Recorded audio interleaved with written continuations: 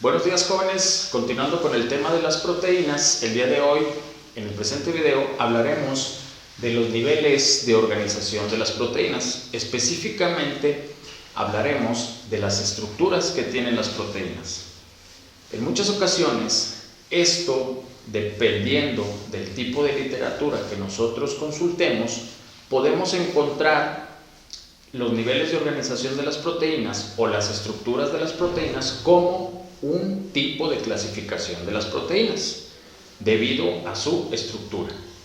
A mí no me gusta manejarlo como clasificación de las proteínas por su estructura, sino yo lo manejo mejor por niveles de organización de las proteínas.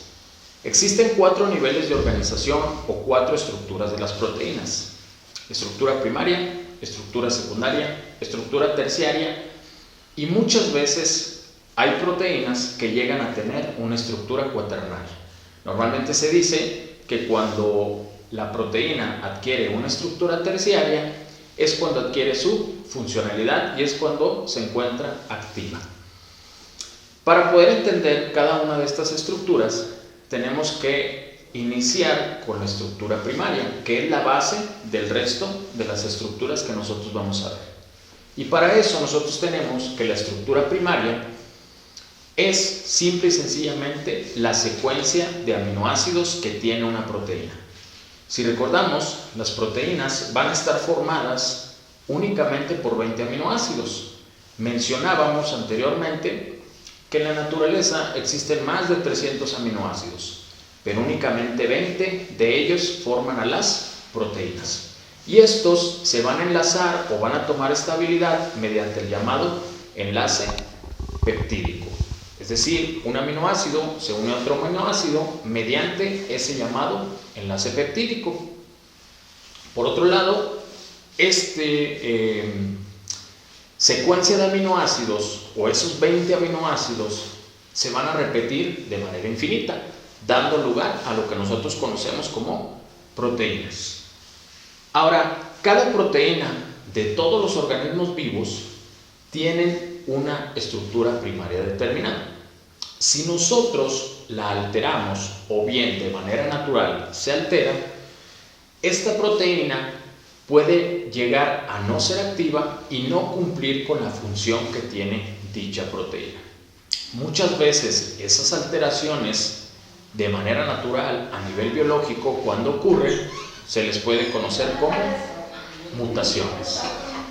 Por otro lado, la estructura primaria de las proteínas se va a generar en nuestro ADN mediante el llamado código genético. Más adelante, cuando veamos el tema de ácidos nucleicos, veremos específicamente cómo se llevan a cabo la síntesis de las proteínas. Y recordemos, la base de las estructuras que a continuación vamos a ver es la estructura primaria, es decir, la secuencia de aminoácidos. Bueno, entonces aquí vamos a utilizar estos resortes para poder explicar las estructuras de las proteínas.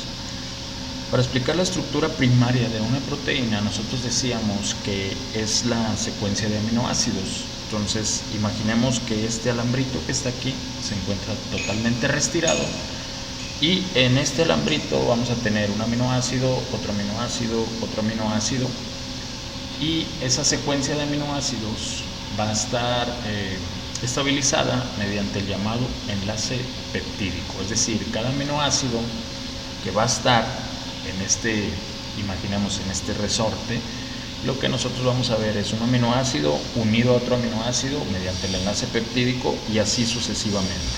Y eso es lo que conocemos nosotros como la estructura primaria, es decir, la secuencia de aminoácidos, siendo estabilizada por los llamados enlaces peptídicos.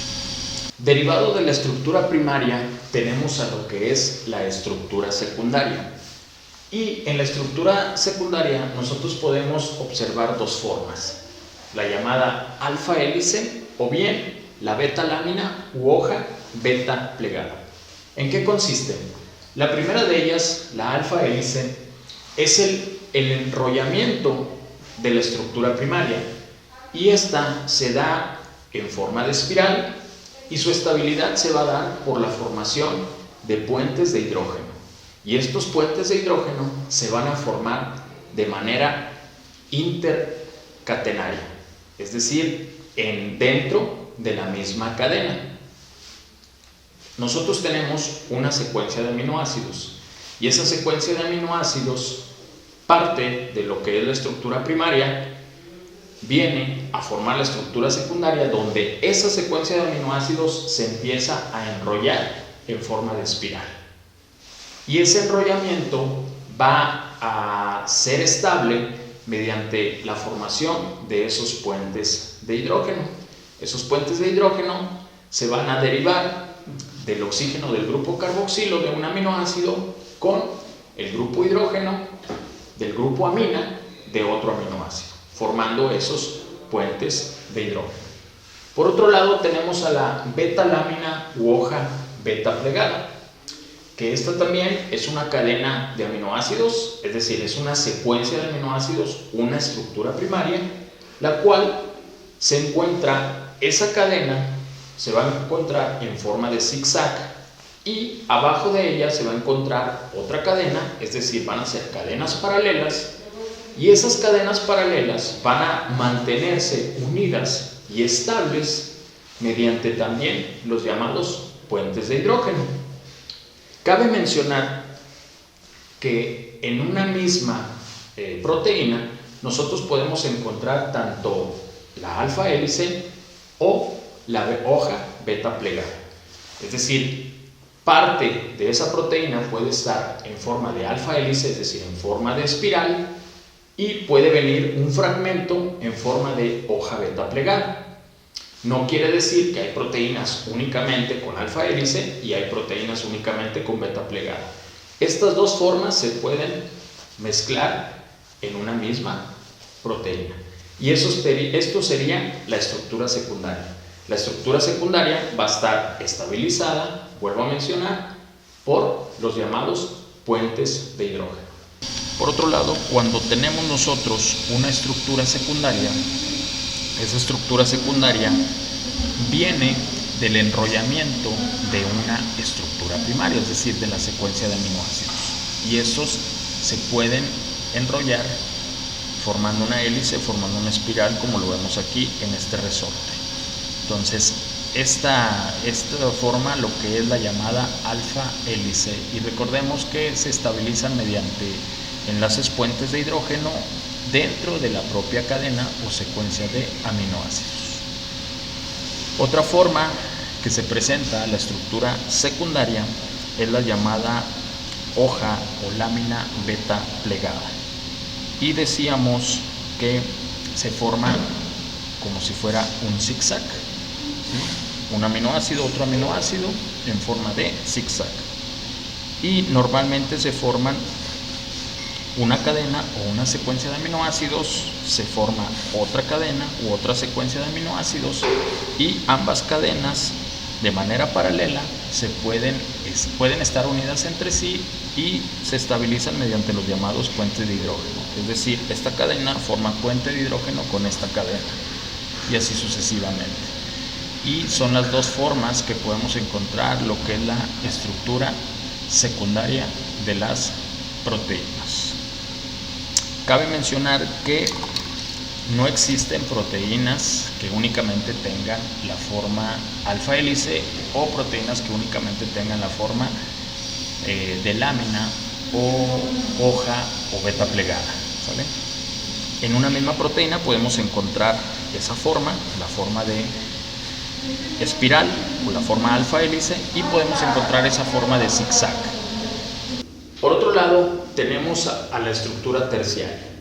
La estructura terciaria viene o deriva de lo que es una estructura secundaria. Específicamente es cuando la estructura secundaria se pliega y da lugar a lo que es la estructura terciaria. Esta estructura terciaria va a determinar la formación de proteínas globulares o proteínas esféricas y de las llamadas proteínas fibrosas. Las proteínas fibrosas pues son prácticamente, no podemos decir que son lineales, pero a diferencia de una proteína globular que adquieren una forma esférica, estas sí se pueden encontrar, vamos a llamarlo así, de forma lineal.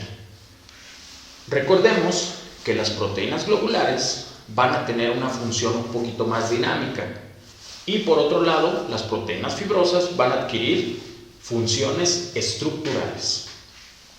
Entonces, volvemos a repetir, la estructura terciaria se va a presentar cuando la estructura secundaria se va a plegar y ese plegamiento va a estar dado por diferentes interacciones.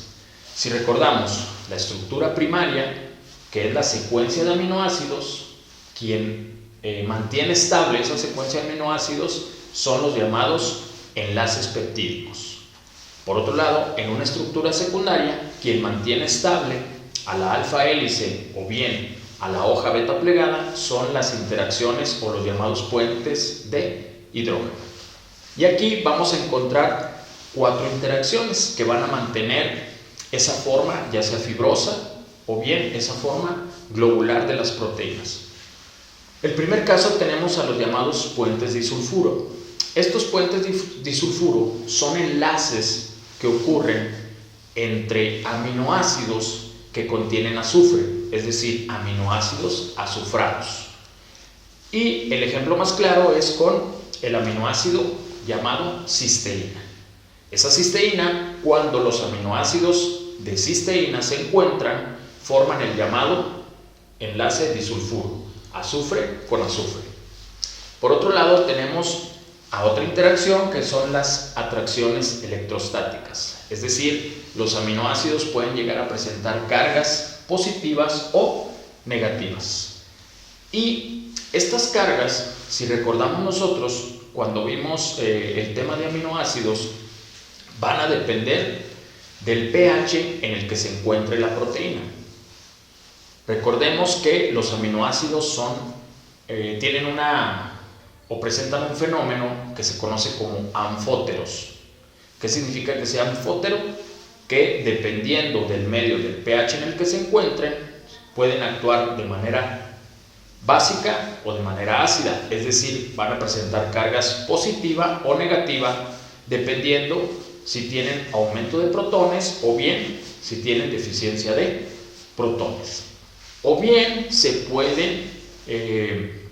pueden estar a un pH neutro y a ese fenómeno recordemos que se le conoce como suiterión, que es donde se presentan dos cargas, es decir, la molécula se vuelve dipolar, se presentan cargas positivas y negativas y se ajusta a ese pH neutro. Entonces, quiero aprovechar para mencionar que como las proteínas dependen del pH, puede ocurrir un fenómeno que se llama desnaturalización de las proteínas. Desnaturalizar una proteína significa que la proteína pueda perder la función a la cual es destinada.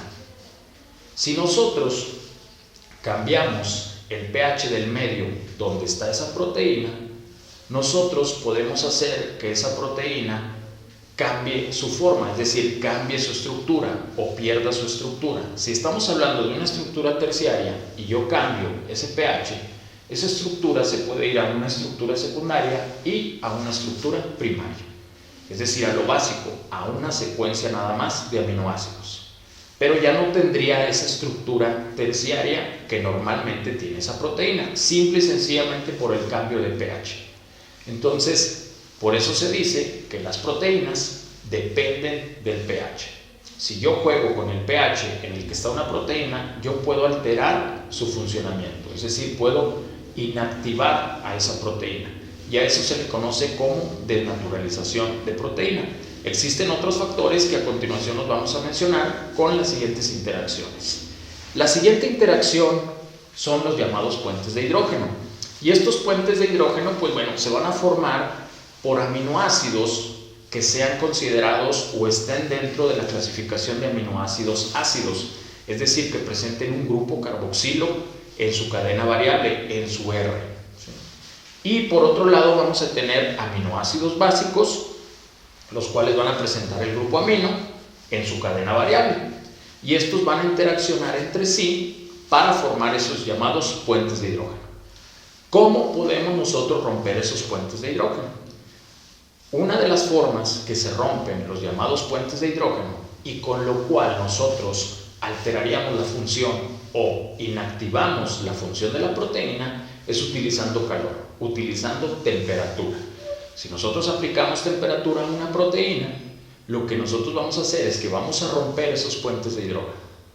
Y si la molécula se encontraba en una estructura, o mejor dicho, si la proteína se encontraba en una estructura terciaria y las interacciones que predominaban ahí eran los puentes de hidrógeno y yo pongo calor, esos puentes de hidrógeno se rompen, formando la estructura secundaria para posteriormente poder llegar a una estructura primaria. Es decir, tener únicamente nada más la secuencia de aminoácidos. Ya no tendría su forma activa esa proteína y no cumpliría con su función. Y a esto también se le conoce como, o mejor dicho, es otro de los factores que se presentan cuando llevamos a cabo la desnaturalización de una proteína. Entonces ya llevamos dos factores. El primer factor de desnaturalización de una proteína es el cambio del pH. El segundo factor es el calor. Por eso se dice que las proteínas actúan a un pH específico y a una temperatura específica. Por último, tenemos las interacciones hidrofóbicas y también vamos a encontrar ahí las interacciones hidrofílicas. Recordemos que también hay aminoácidos que están clasificados dentro de los llamados polares. ¿Qué significa que sea polar? Que tengan afinidad al agua, es decir, que sean hidrofílicos. Y hay aminoácidos que su cadena variable está clasificada dentro de los llamados aminoácidos hidrofóbicos, apolares o no polares, es decir, que le temen al agua o mejor dicho, repelen el agua. Si nosotros cambiamos el medio en el que está una proteína, ¿sí? Si nosotros tenemos un medio acuoso, tenemos ese medio acuoso, tenemos una proteína y ahí tenemos aminoácidos hidrofóbicos. Esos aminoácidos hidrofóbicos, ¿qué es lo que van a hacer? Bueno, se van a esconder del agua, ¿sí? Y entonces nosotros podemos tener una proteína y en la parte del medio tener esos aminoácidos hidrofóbicos que van a estar escondidos del medio acuoso que está a su alrededor. Y por lógica, los aminoácidos hidrofílicos estarán expuestos hacia la parte acuosa. ¿Por qué? Por la afinidad al agua. En cambio, si ponemos como ejemplo cambiar ese medio acuoso de la proteína y pongo aceite, ¿qué es lo que va a ocurrir? Que el medio hidrofílico, o mejor dicho, los aminoácidos hidrofílicos, ahora se van a ir hacia el centro. ¿Por qué? Porque van a repeler al aceite y la parte hidrofóbica, como va a estar interactuando con la parte hidrofóbica del aceite, pues van a estar hacia afuera. Entonces, aquí también vemos ese fenómeno de desnaturalización. Si yo cambio el medio, si pongo un medio acuoso o bien pongo un medio graso o un aceite, yo puedo estar cambiando también la forma, o mejor dicho, puedo estar alterando la actividad, la funcionalidad de una proteína. Específicamente lo que voy a alterar es la estructura de la proteína. Para formar la estructura terciaria, que es lo que se conoce como la forma activa de las proteínas, nosotros podemos observar que esa estructura secundaria que nosotros formamos anteriormente se pliega y ese plegamiento se va a dar por diferentes interacciones. Y esas interacciones va a ser por enlaces disulfuro, puede ser por interacciones electrostáticas, es decir, cargas positivas o negativas, puede ser también por los llamados puentes de hidrógeno y también por interacciones hidrofóbicas o hidrofílicas. Un ejemplo, si nosotros tenemos esta estructura secundaria y aquí encontramos, aquí digamos está un aminoácido cisteína y aquí está otro aminoácido cisteína, estos se van a unir formando el enlace puente disulfuro. Y se dice que esta forma, la forma o estructura terciaria de una proteína, es lo que nos va a dar la estructura tridimensional de las proteínas. Entonces podemos tener ese ejemplo. Si existen por ahí interacciones con aminoácidos azufrados, pues se forma el llamado puente disulfuro. O puede ser por aminoácidos con cargas positivas o negativas.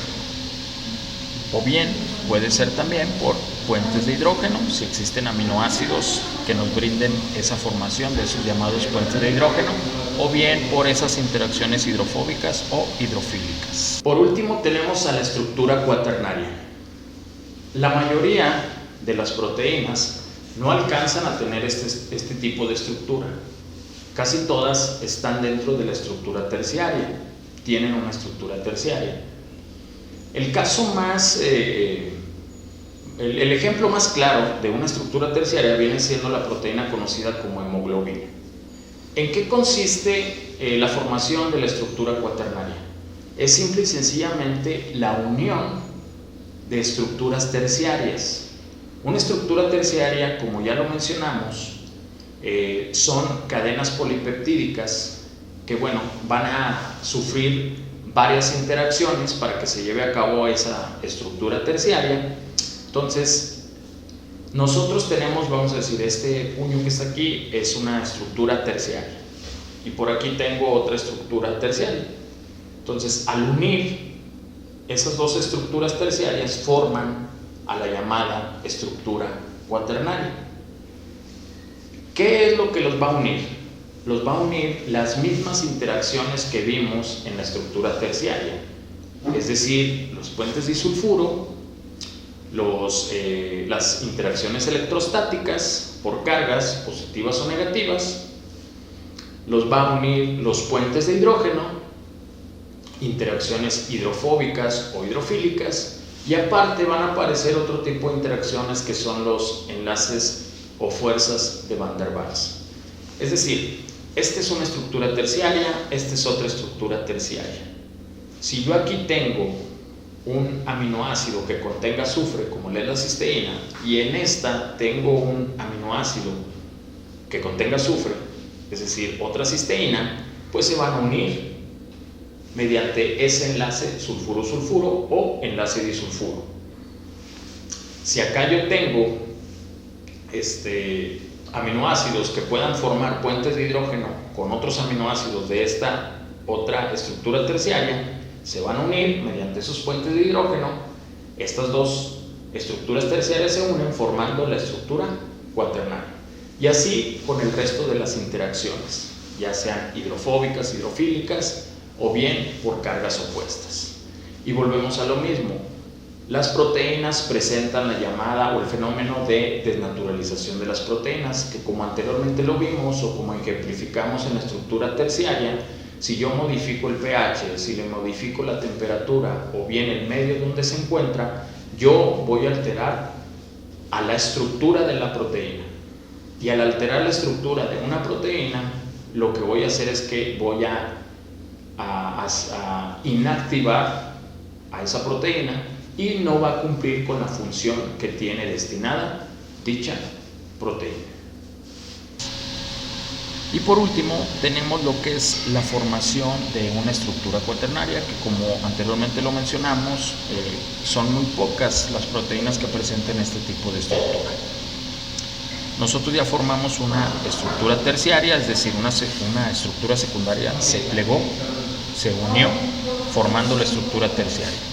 Tenemos otra cadena polipeptídica, es decir, tenemos otra estructura terciaria, y se puede formar otra estructura terciaria